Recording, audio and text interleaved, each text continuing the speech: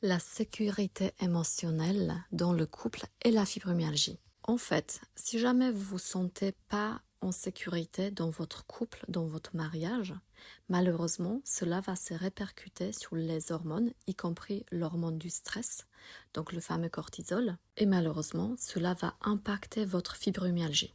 Ça veut dire qu'en ne vous sentant pas en sécurité dans votre couple, parce que par exemple la personne ne souhaite pas s'engager, que la personne n'est pas suffisamment sérieuse, que la personne en face n'est pas assez dans son énergie masculine, du coup cela vous pousse à être dans votre énergie masculine et pas l'énergie féminine.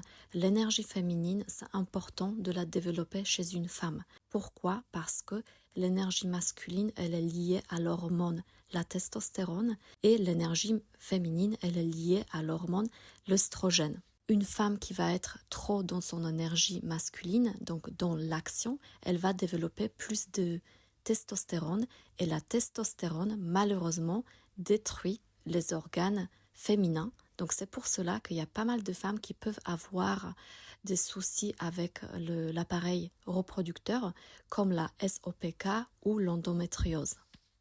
C'est prouvé par les expériences scientifiques.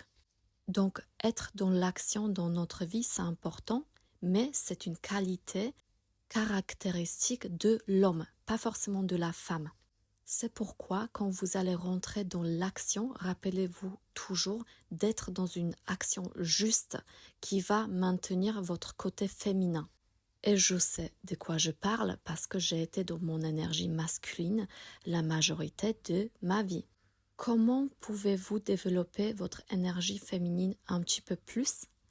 Un exemple, arrêtez d'être dans le contrôle de votre homme. Ça veut dire que si jamais il ne va pas le faire quelque chose, il est important de ne pas aller dans le contrôle, mais dans la bienveillance. C'est une chose qui est très difficile à appliquer, cependant c'est une des choses qui fonctionne vraiment. Essayez du coup de travailler sur votre sécurité émotionnelle pour ne pas déclencher des crises de fibromyalgie. Et malheureusement, dans certains cas, une séparation sera obligatoire. Cela m'est arrivé avec malheureusement mon ex-conjoint qui jouait tout le temps sur mes nerfs et je faisais des crises en fait de fatigue, de fibromyalgie, sachant qu'à l'époque je ne savais pas que je l'avais la fibromyalgie.